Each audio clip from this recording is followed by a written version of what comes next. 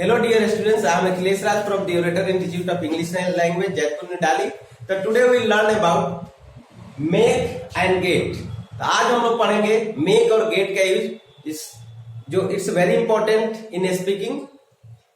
तो make और get का यूज हम लोग पढ़ेंगे जिसके कॉजेटिव वर्ब के अंतर्गत आता है। तो कॉजेटिव वर्ब में आता है make एंड get। तो पहला हम लोग रूल पढ़ेंगे यूज ऑफ make। तो make होता है दो व्यक्तियों के बीच और get होता है तीन व्यक्तियों के बीच। तो पहले हम लोग स्टार्ट करेंगे make। यस अभिषेक, मैं तुम्हें हमेशा बोलता हूँ कि तुम 4 बजे उठ के पढ़ा करो। अब तुम देख लो, प्यार से पढ़ोगे या मार से पढ़ोगे। मैं तुम्हें प्यार से पढ़ोगे तो सही है, वरना मैं तुम्हें पढ़ाऊंगा। तो देखा आपने किस तरह से दो व्यक्तियों के बीच में बात हो रही है कि आप प्यार से पढ़ो तो ठीक है, नहीं तो मैं तुम्हें पढ़ाऊंगा। इसी का रोल होता है मेक का कि आप पोलाइटली पढ़ लो तो that's better, otherwise in any how I will definitely teach you. तो इसका यूज होता है मेक का। अब मेक का यूज जो है, अब कुछ हम सेंटेंस द्वारा देखेंगे कि किस तरह से मेक का यूज किया जाता है। अब देखिए, अब हम इसका यूज पढ़ते हैं यूज ऑफ मेक। तो मेक का स्ट्रक्चर क्या था? सब्जेक्ट प्लस हेल्पिंग वर्ब, या इसी को हम एक्सिलरी वर्ब भी कहते हैं। हेल्पिंग वर्ब है एक्सिलरी वर्ब, जैसे is, am, are, was, were, has, have, had, shall, will, ये जितना सब है ये सब हेल्पिंग वर्ब है। हेल्पिंग वर्ब को हम एक्सिलरी वर्ब भी कहते हैं। AUXILIARY, एक्सिलरी वर्ब, सहायक क्रिया। तो जहां पर एक्सिलरी वर्ब का यूज होगा वहां पर करेंगे, जहां पर यूज नहीं होगा वहां पर नहीं करेंगे। जैसे पास्ट इंडेफिनिट में नहीं होगा, प्रेजेंट इंडेफिनिट में नहीं होगा, बाकी जगह होगा। तो इसका स्ट्रक्चर होता है सब्जेक्ट प्लस हेल्पिंग वर्ब या axillary verb plus make plus object plus verb का फर्स्ट फॉर्म। तो इसमें क्या होता है, पॉजिटिव वर्ब के मेक में जो होता है वर्ब का फर्स्ट फॉर्म होता है, और जब हम गेट पढ़ेंगे तो इसका थर्ड फॉर्म होगा। ये ध्यान रखना होगा, मेक के साथ वर्ब का फर्स्ट फॉर्म और गेट के साथ वर्ब का थर्ड फॉर्म, इसके बाद अदर। ये थोड़ा सा डिफरेंस हो जाता है। अब तक हम लोग पढ़ते थे वर्ब के बाद ऑब्जेक्ट, और पॉजिटिव वर्ब में क्या होता है? ऑब्जेक्ट के बाद वर्ब। ये हमेशा आप याद रखेंगे कि पहले ऑब्जेक्ट का यूज होता है, इसके बाद वर्ब का फर्स्ट फॉर्म का यूज होता है। और अभी तक हम टेंस में पढ़ते थे क्या कि पहले वर्ब होता था, इसके बाद ऑब्जेक्ट होता है, लेकिन ये डिफरेंस हो गया। अब देखिए एग्जाम्पल से हम समझते हैं। चंदन ने मुझे नचाया। चंदन, ये कौन सा? पास्ट इंडेफिनिट टेंस है। तो पास्ट इंडेफिनिट में हेल्पिंग वर्ब का यूज बिल्कुल ही नहीं होता है। अब देखिए पॉजिटिव में, चंदन ने मुझे हंसाया। तो चंदन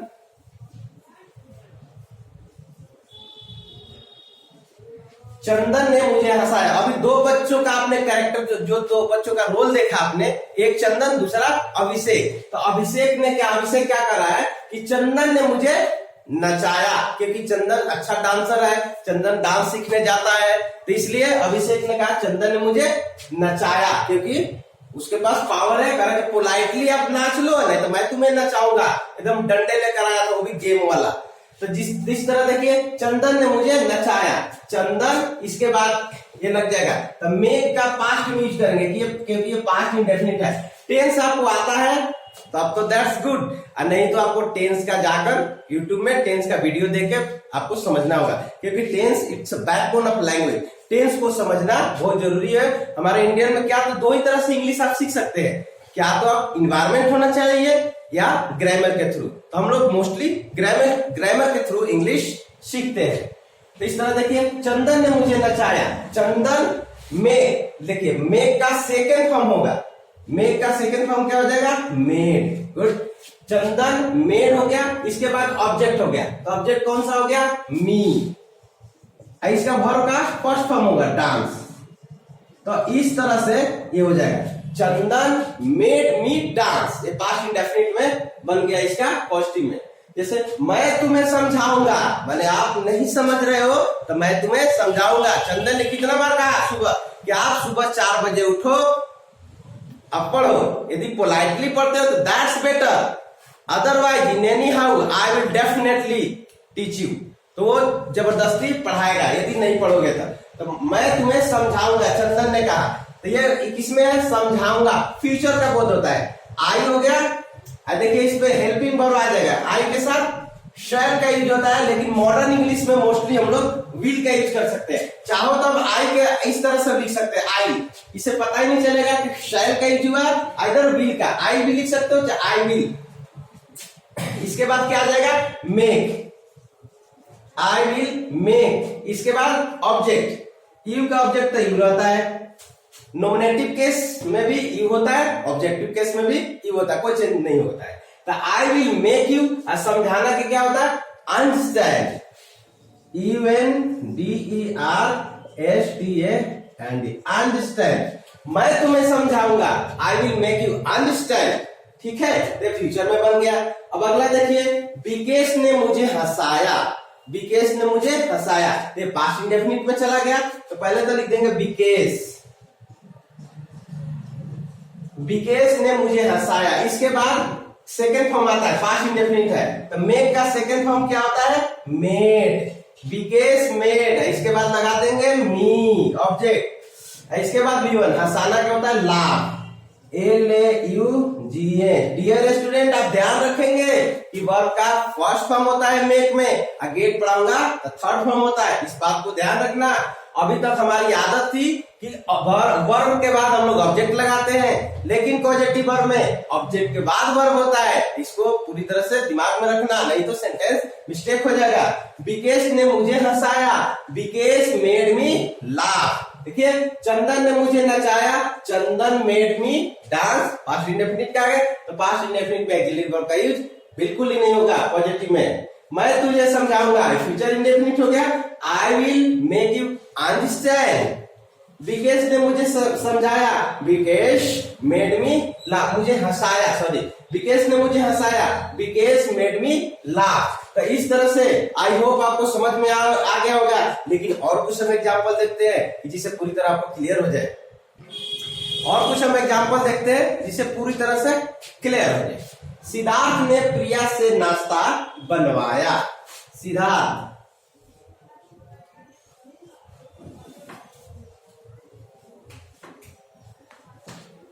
सिद्धार्थ ने प्रिया से नाश्ता बनवाया, पास्ट इंडेफिनिट है, तो सिद्धार्थ मेड, इसके बाद ऑब्जेक्ट प्रिया। सिद्धार्थ मेड प्रिया नाश्ता बनवाया, प्रिपेयर ब्रेकफास्ट, प्रिपेयर ब्रेकफास्ट, ठीक है। सिद्धार्थ मेड प्रिया प्रिपेयर ब्रेकफास्ट, सब्जेक्ट मतलब मेड हो गया, ऑब्जेक्ट हो गया, इसके बाद V1 हो गया, अदर्स हो गया। प्रिंस ने विशाल को रुला दिया, प्रिंस ये भी पास्ट में, मेड विशाल, प्रिंस मेड विशाल वीप, प्रिंस ने विशाल को रुला दिया, प्रिंस मेड विशाल वीप। मैं सभी को खिलाऊंगा, मैंने घबराने की जरूरत नहीं है। आई विल मेक, स्ट्रक्चर पे आ गया, सब्जेक्ट प्लस इसका विल हो गया, मेक हो गया, सभी को क्या होगा, मैं सभी को खिलाऊंगा, एवरीवन या एवरीबॉडी, एवरीवन फीड, ठीक है। मैं सभी को खिलाऊंगा, I will make everyone feed means खिलाना, नहीं। तो इस तरह से आपको पॉजिटिव वर्ब का यूज समझ में आ गया होगा, क्योंकि इसमें पोलाइटली आप कर लो तब दैट्स बेटर, नहीं तो मैं आपको कराऊंगा। तो इस तरह से मेक का यूज हो गया। अब हम पढ़ते हैं गेट का यूज। अभी से तुम 4 बजे सुबह में क्यों नहीं उठते हो पढ़ने के लिए, मैं तुम्हें चंदन से पिटवाऊंगा। तो देखा दोस्तों, आज के इस गेट के रोल में 3 व्यक्तियों का रोल है। एक जो व्यक्ति कहता है कि आप एक काम करो, नहीं तो दूसरे से करवाएगा, वो खुद नहीं करेगा। मेक में हम लोग क्या देखे थे, वो खुद करता था, मैं तुझे हंसाऊंगा, मैं तुझे खिलाऊंगा, मैंने तुम्हें हंसाया, मैंने तुम्हें खिलाया, उसने मुझे रुलाया, ये पास्ट में था। लेकिन गेट में क्या होता है, 3 कैरेक्टर आ जाते हैं, जिसमें एक जो है वो खुद नहीं कर रहा है, कह रहा है कि मैं तुम्हें, यदि सुबह में तुम नहीं 4 बजे उठते हो तो मैं तुम्हें चंदन से पिटवाऊंगा। जैसे अभिषेक ने क्या कहा, अभिषेक को कहा गया, विकेश ने कहा कि तुम सुबह 4 बजे उठ के पढ़ो, नहीं तो मैं तुम्हें चंदन से पिटवाऊंगा। अब विकेश खुद नहीं पीटेगा, बल्कि किससे पिटवाएगा, चंदन से पिटवाएगा। और चंदन के पास देखने को डंडा भी है। अभिषेक डर गया, अब तो उसे करना ही पड़ेगा। तो इस तरह से ये इस रोल में हम लोग पढ़ेंगे गेट में 3 व्यक्तियों का, जो व्यक्ति खुद नहीं करता है बल्कि दूसरे से करवाता है। तो इसका स्ट्रक्चर होता है subject plus helping verb plus get. अब गेट का डिफरेंट रोल हो जाएगा, गेट हो जाएगा, गेट्स हो जाएगा, गॉट हो जाएगा, गेटिंग हो जाएगा। ये अलग अलग रोल में आएगा। किसी में वर्ब का 3rd फॉर्म होगा, किसी में 5th फॉर्म होगा, किसी में 4th फॉर्म होगा, किसी में इस तरह से V1 होगा। तो इसका अलग रोल। ऑब्जेक्ट, इसमें ध्यान देने की जरूरत है। देख उसमें क्या था, ऑब्जेक्ट के बाद वर्ब का 1st फॉर्म था, लेकिन गेट में ऑब्जेक्ट के बाद 3rd फॉर्म का यूज है, इसके बाद अदर। अब कुछ हम एग्जाम्पल के द्वारा इसको समझेंगे कि दोनों में क्या डिफरेंस है। स्ट्रक्चर तो समझ गए, subject plus helping verb, get का जो भी फॉर्म आ जाए उस टेंस के अनुसार आएगा। इसके बाद ऑब्जेक्ट प्लस वर्ब का 3rd फॉर्म प्लस अदर। तब एग्जाम्पल से देखते हैं। अब देखते हैं कुछ यूज। जैसे मैं तुम्हें चंदन से पिटवाऊंगा। विकेश ने क्या कहा अभिषेक को कि यदि तुम सुबह में नहीं पढ़ते हो तो मैं तुम्हें चंदन से पिटवाऊंगा। देखो, मैं तुम्हें चंदन से पिटवाऊंगा, पहले आई हो गया सब्जेक्ट के अनुसार, इसके बाद पिटवाऊंगा विल हो गया। मॉडर्न में आई के साथ विल का यूज करते हैं। ऐसे एंशिएंट में मोस्टली ज्यादा हम शैल का यूज होता था, लेकिन मॉडर्न इंग्लिश में स्पीकिंग में विल का यूज करते हैं। आई विल, इसके बाद क्या हो जाएगा, गेट। अब गेट का यूज पड़े, आई विल गेट यू, इसके बाद 3rd फॉर्म लगाएंगे beaten, beat bet beaten. I will get you beaten Chandan से, by Chandan, by Chandan. I will get you beaten by Chandan, मैं तुम्हें चंदन से पिटवाऊंगा। मैं प्रिया से अपना नाश्ता बनवाऊंगा। I will gate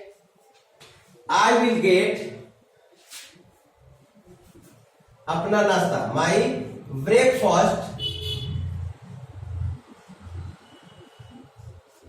I will get my breakfast prepare, बनवाना की क्या लगेंगे, प्रिपेयर, 3rd फॉर्म।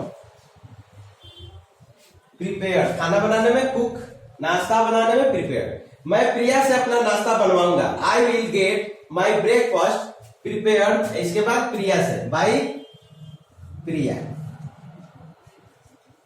तो आपने देखा इसमें वो खुद काम नहीं कर रहा है बल्कि दूसरे से करवा रहा है। तो दूसरे से करवाने के अर्थ में यहाँ पर हम गेट लगाएंगे। ध्यान रहे, गेट के बाद वर्ब का गेट होगा ऑब्जेक्ट, ऑब्जेक्ट के बाद वर्ब का 3rd फॉर्म। तो गेट में वर्ब का 3rd फॉर्म और मेक में वर्ब का 1st फॉर्म का यूज होता है। और कुछ एग्जाम्पल देखते हैं।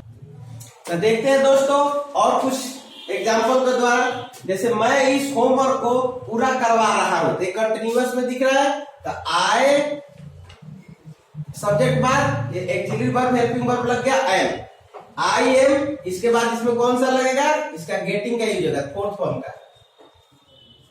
आई एम गेटिंग इस homework, this homework.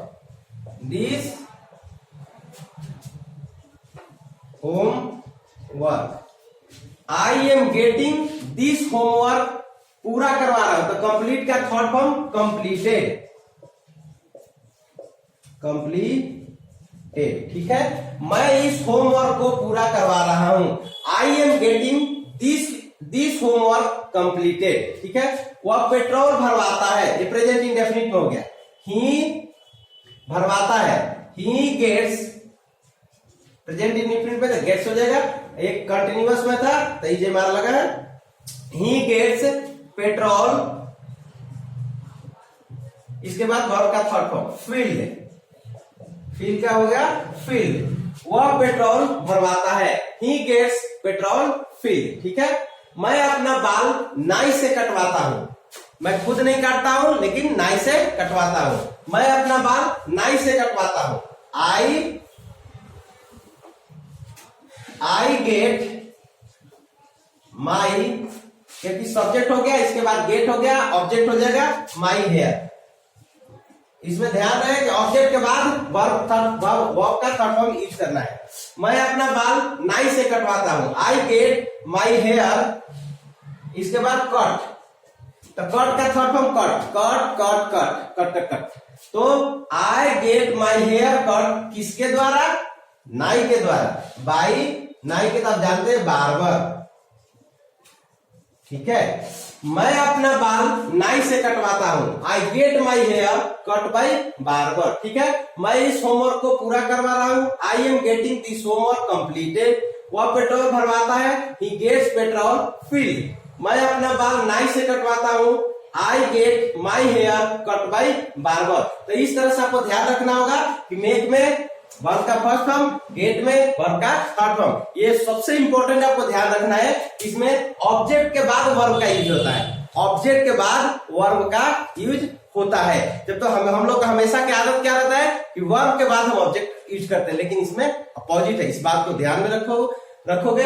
I hope आपको गेट और मेक का यूज अच्छी तरह से समझ में आ गया होगा। यदि समझ में आ गया तो लाइक कीजिए, शेयर कीजिए, न्यू यूजर है तो सब्सक्राइब कीजिए। फिर हम अगले वीडियो में मिलेंगे। Thank you for watching video.